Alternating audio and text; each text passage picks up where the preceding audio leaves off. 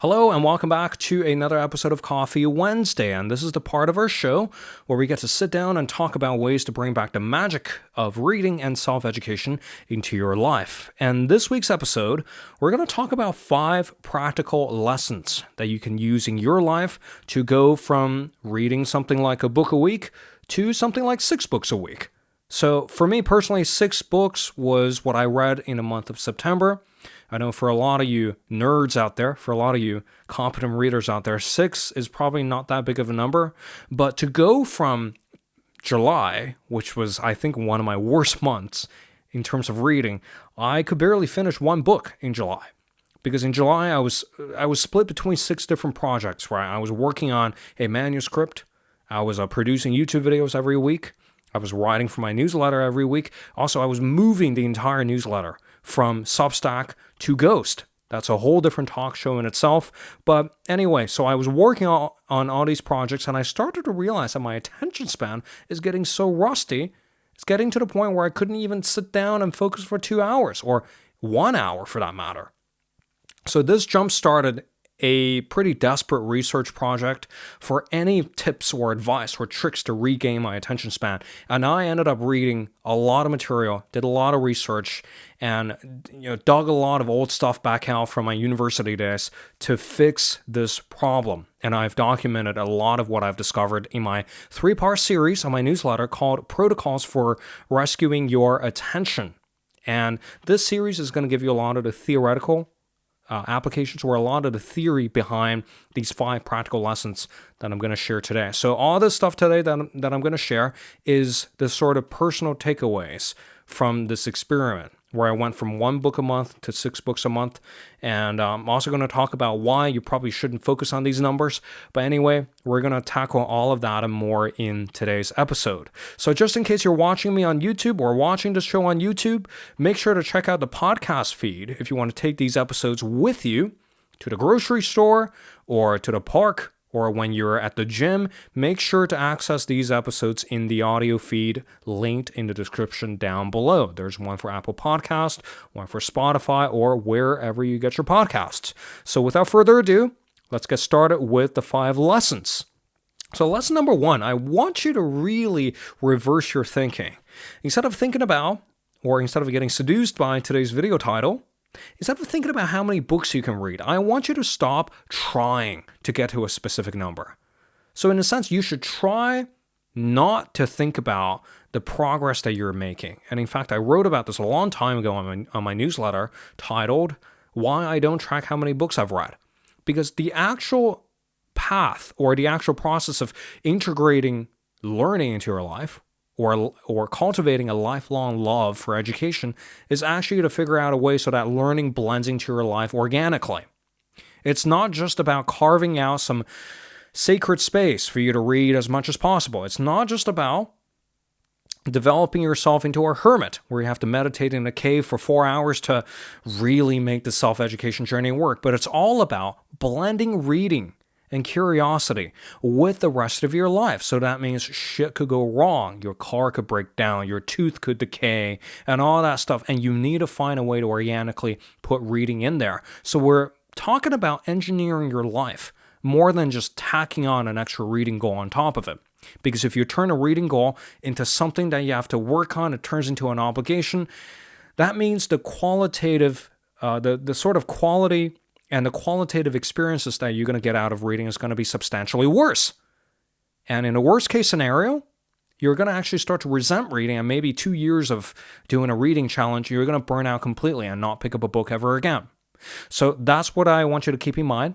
To read more, you need to stop trying to read more. Because if you implement the next 4 lessons into your life, if you engineer your attention life in these following steps, I promise you that the reading volume that you obsess over, they're going to follow suit naturally. You're going to organically read more, and you're going to read at a level that you're going to be very comfortable and very happy with, because reading now has become a part of your life, like the way it's supposed to.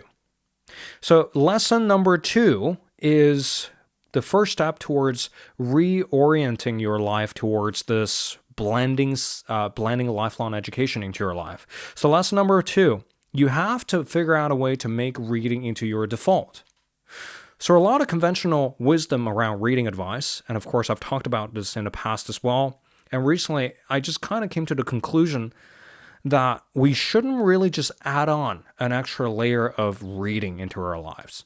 It's like you want to read more, than carve out time to read, or figure out how to speed read, or use these fancy gimmicks to take notes on a book so that you can read more in less time. So this is what the kind of conventional wisdom would have you believe.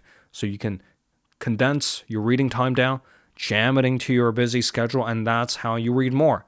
But in fact, I want you to think of it as the reverse process. Reading actually needs to become your default, or taking in information or cultivating a love for exploring the world should become your default. So this way of jamming deliberate reading into an otherwise chaotic schedule is kind of like you drinking a green juice first thing in the morning, and then for lunch and dinner, you drive over to McDonald's and you have your lunch and dinner there. So fundamentally, if you're jamming reading into a chaotic schedule, it's simply going to be an add-on that's really not going to change anything. It's like an extra little silly hobby that you add on, right? But if you really want to make a permanent commitment to lifelong learning, the rest of your life needs to be re-engineered. And in this case, we're talking about how you spend your attention needs to be re-engineered so that lifelong reading would naturally fill up the vacuum that's left after you've subtracted a lot of these original distractions that you had. So this is the key lesson from Cal Newport's book, Digital Minimalism, where instead of adding on new techniques, he actually considered or suggested that you should subtract things that are simply not working for you in your life. So the whole process is about subtraction instead of addition. And that leads me to lesson number 3, which is that if you are serious about bringing more reading into your life, you need to do a technology audit, or you need to become an auditor for your distractions. So what does that look like? So whenever you are down or getting down to do your taxes, the reason why most of us would rather, eat a ghost pepper instead of doing our taxes is because that process is very, very ugly. You have to come into contact with some truths that you've been sweeping under the rug. You have to really face your overspending habits. You have to really face the bad business practices, like I've spent too much here on this part of the business, and this is where I've failed to leverage that feature there to bring in more annual income. So all these things, you have to come face to face with them. And sometimes that number is not pretty, nor is your time spent on your phone. That statistic is not pretty either. So if you look up your screen time app on your iPhone, or if you're using an Android phone, there's an equivalent screen time tracker. So if you're really serious about this, about subtracting certain things to make space for reading, so that reading eventually turns into your default, look at how you are spending your time and look at where you're spending your time. And also, most importantly, reflect on how these things are making you feel. Is spending 2 times or 2 hours on Instagram making you feel better about yourself? Is watching 6 hours of Netflix turning into a more even-keeled or more of a Zen person? In most cases, what you believe to be entertainment and relaxation, actually, they do the polar opposite. They introduce more stress, they make you even more frazzled, and they make you even more mentally exhausted. So I want you to really pay close attention to the advertising of these companies versus what they're actually delivering. Are they actually delivering entertainment, or are they just locking you in this dopamine-seeking cycle? Is Netflix actually giving you the best entertainment experience, or is it a case that they're simply recommending you different shows so you jump between different shows so as to keep you on the platform? So as you're going through this auditing process, reflect on, is it a case that you're getting the most value for your time? And if not, can you think of healthier alternatives and get excited about things that you would rather do with your time? For example, instead of scrolling for 4 hours, why not play a very exciting video game? And instead of reading just random short news articles from your news feed, why not switch to a long form reporting or read a long form reporting on the exact same issue so you get more coverage over the issue instead of just reading the headline. So consider and get excited about these new alternatives. They could be print-based, and I'm going to argue here is that reading is a very strong contender for these replacement activities. And in fact, a lot of the information seeking that we do on social media, there are print and long form alternatives that are going to give you none of the downsides, that aren't going to supply you with the drowsiness and the stress that you feel. In fact, if you've spent any time reading for a long stretch of time, it actually relaxes your brain a lot more. So be open to the possibility that, yes, you have all this time that you're spending on everything. Instead of feeling bad about it, get excited about potential replacements and see the subtraction process as freeing up time to allow reading to naturally, organically emerge as a healthy alternative to your information junkie habits. So the next lesson, which leads me to the fourth lesson, which is make reading fun again. So if you agree that subtraction is essential, and if you've figured out an auditing process to see like how these apps are impacting you, and if you've decided that, yes, I'm serious about this is when you have to make reading fun.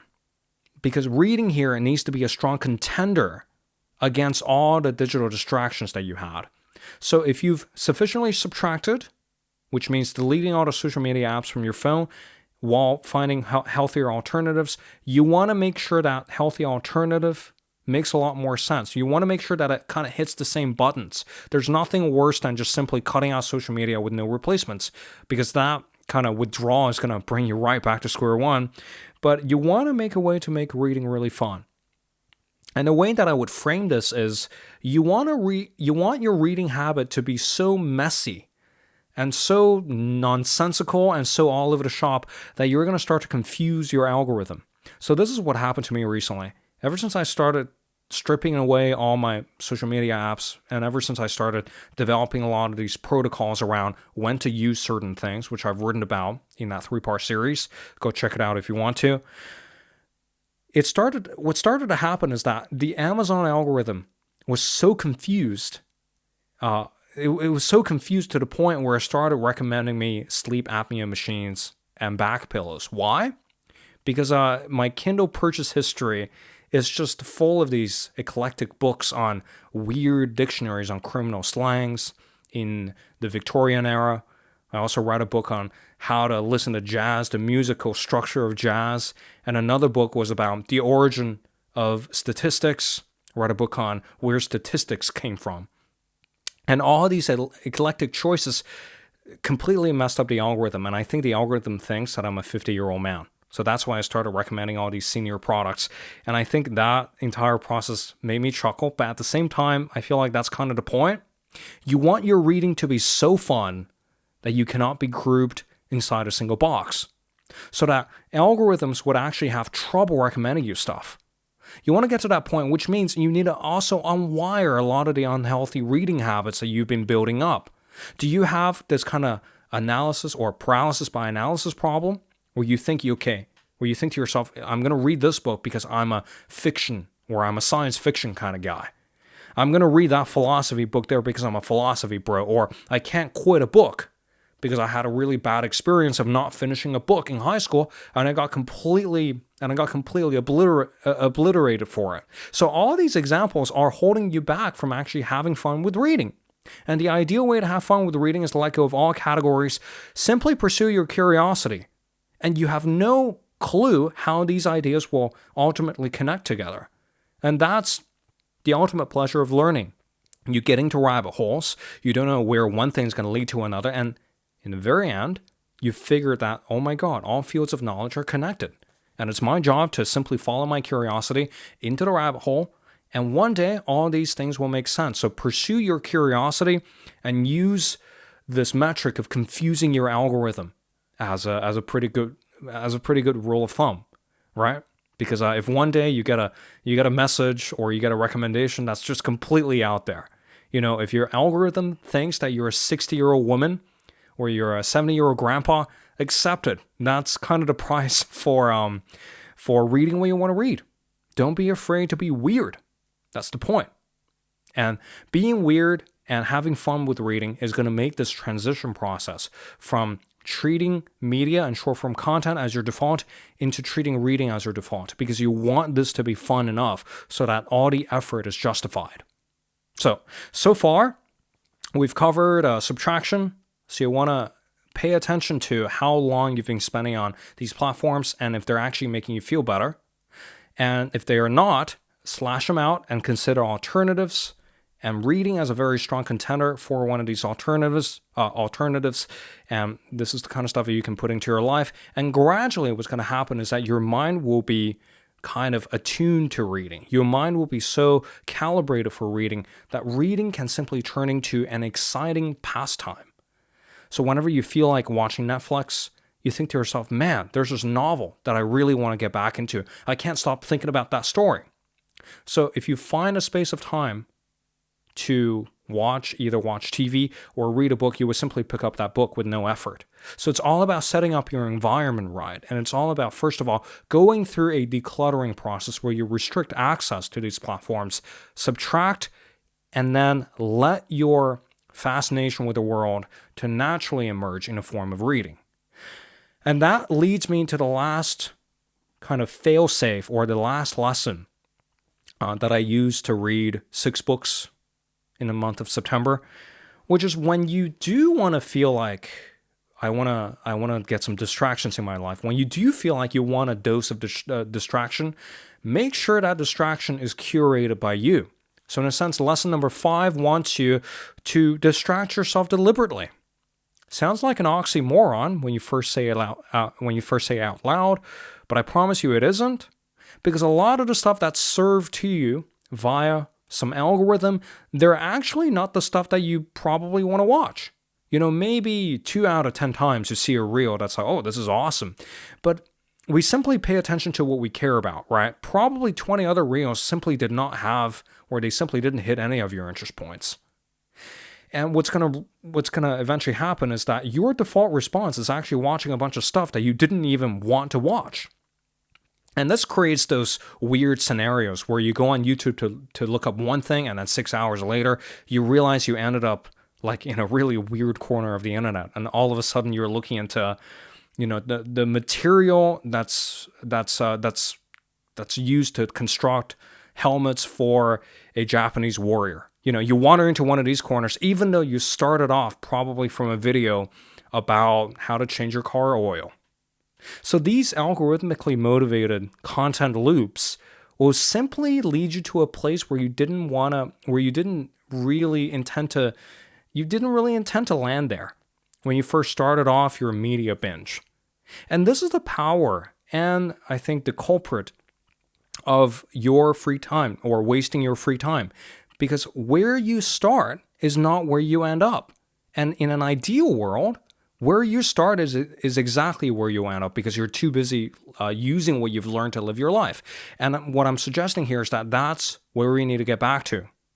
And this starts with eliminating algorithms and start to become your own algorithm, because we need to reclaim the power that these algorithms have taken away from us. So for me personally, I'm currently reading my video script from this Remarkable tablet. It's a smaller version, but whenever I find an interesting article anywhere from the internet, I would simply clip it and read it from here. So these articles, they range from like 10 to 15 minutes of reading time.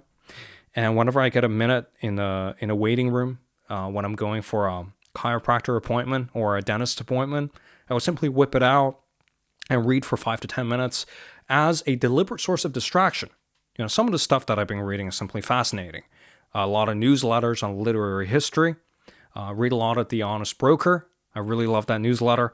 And of course on YouTube, I installed some web plugins that disable the recommendations and algorithms. And I simply have these playlists full of karate videos, because now I train in a dojo for 2 to 3 times a week, and I really enjoy it. And I'm always curious about the different histories of karate and the different techniques and different schools of karate.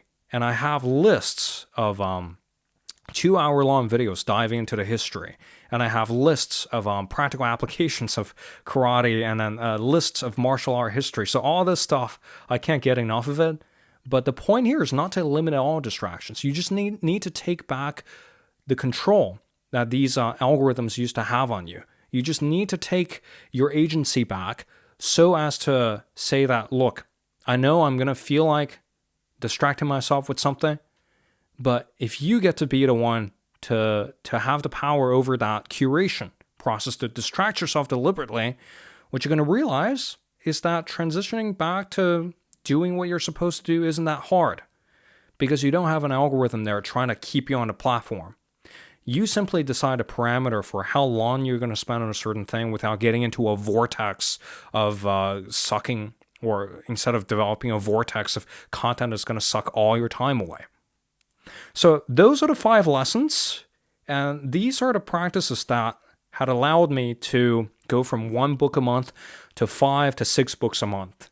And I have no intention of stopping this experiment. And in fact, I'm already listing out like 10 books that I want to read in October, and I'm really excited to get down to some solid reading. So if you are convinced that these 5 lessons will also help you, spend the next 2 weeks kind of thinking about all of these tips, and then implement it in your life, and leave me a comment and tell me what you've been reading. Have you been facing certain distraction problems, and how do you use these 5 lessons to get yourself out of that loop? And I look forward to hearing from you. And then again, this is another episode of Coffee Wednesday as a part of my newsletter called A Mug of Insights, and I'll see you back here with more next Wednesday. Robin Waldun here. Take care, and goodbye.